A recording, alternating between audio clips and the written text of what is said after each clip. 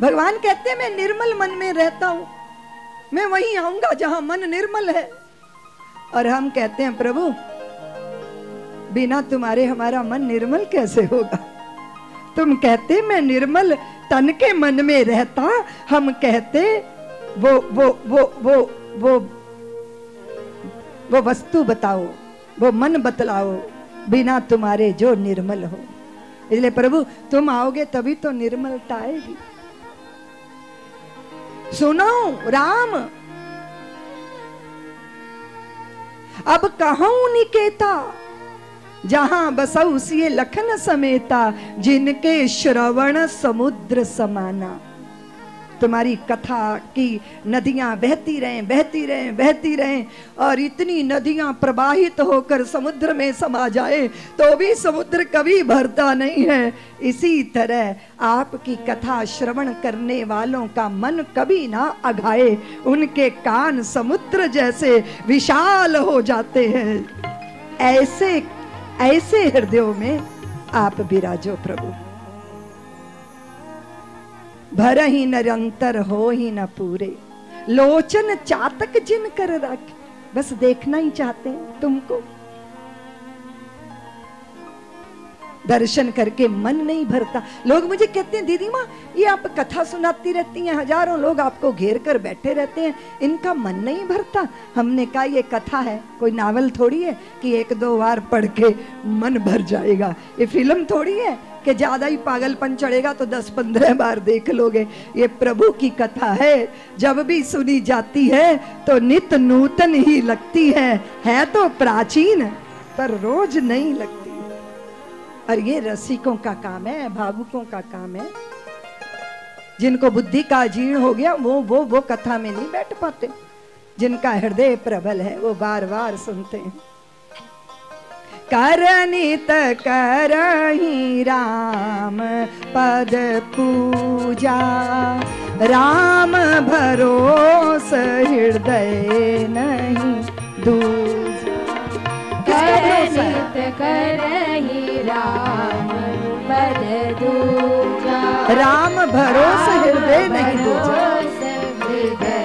जिसको अपने बल पर, अपनी शक्ति पर, अपने धन पर, अपनी योग्यता पर और अपनी बुद्धि पर, अपनी करामात पर, अपनी चतुराइयों पर भरोसा है। नहीं नहीं, भगवान उनके हृदय में नहीं है, भगवान तो उनके हृदय में है।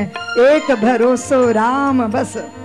और जिनके चरण तीर्थ की ओर अग्रसर होते हैं। और देखो देवियों, तीर्थ में जाना ही तीर्थ करना नहीं है। जब आप शुभ कर्म के लिए चलते हो तो वो भी तीर्थ यात्रा ही होती है। जब सेवा के लिए चलते हो तो वो तीर्थ यात्रा से कम नहीं होता। तो राम उनके हृदय में बसो, जिनके चरण हमेशा तीर्थ की तरफ अग्रसर रहते हैं, शुभ के लिए जो व्याकुल रहते हैं। काम को मद मान न मोहा, लोभ न क्षोभ न राग न द्रोह। काम को मद मान न मोहा, लोभ न क्षोभ न राग न द्रोह। जिनके कपट दंभ नहीं माया, तिनके हृदय बसऊ रघुराई। जिनके कपट दंभ नहीं माया, तिनके हृदय बसऊ रघुराई। सबसे बुरी चीज होती है कि कपटी मन का होना।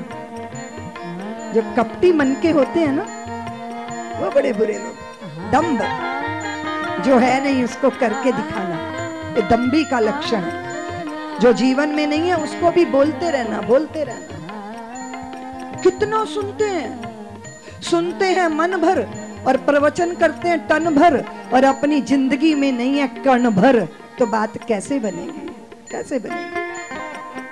कपटी मन भगवान को अच्छा नहीं लगता। छोड़ो, तुम्हारा पति तुमसे कपट करे तो मैं अच्छा लगेगा? लगेगा? और तुम कपट करो तो अच्छा लगेगा? हाँ, गलतियां ठीक है, कोई गलती हो जाए चलेगा, पर कपट अच्छा नहीं। और कभी भी कपट अपने चित्त में आने नहीं देना चाहिए। अपने चित्त को सदा निर्मल रखना चाहिए और प्रभु से निवेदन करना चाहिए कि आओ ठाकुर, मेरा चित्त जैसा भी है बस आके बैठ जाओ, तुम्हारे आने से ही मेरे चित्त की निर्मलता संभव होगी। किनसे प्रकाश होता है देवियों? जब सब यशोदा के पास शिकायत लेकर आती थी तो यशोदा कहती थी कि गोपियों, तुम क्यों सामने अपनी दधी और मक्खन के मटके रखती हो, क्यों नहीं अंधेरे में छुपा के रखती? तो गोपियां कहती कि माते, हम तो अंधेरे में ही रखती हैं, और जब लाल जी वहां पहुंच जाते हैं तो अंधेरा विदा हो जाता है, प्रकाश ही प्रकाश वहां छा जाता है, अंधेरा टिकता ही नहीं। जहां रवि होता है वहां रजनी नहीं रहती, और जहां राम रूपी रवि होंगे वहां काम रूपी रजनी हृदय में कैसे व्यापेगी। इसलिए तुम कहते हो सारी आशाएं छोड़कर मेरे पास आ जाओ, और मैं कहता हूं प्रभु सारी आशा आप ही तो हो, क्या आशा छोड़े? क्योंकि आशाएं भी अगर चित्त में है तो वो आप ही पूरी करेंगे। सबसे बड़ी आशा आप ही हो, इसलिए हम क्या छोड़कर आपके पास आए।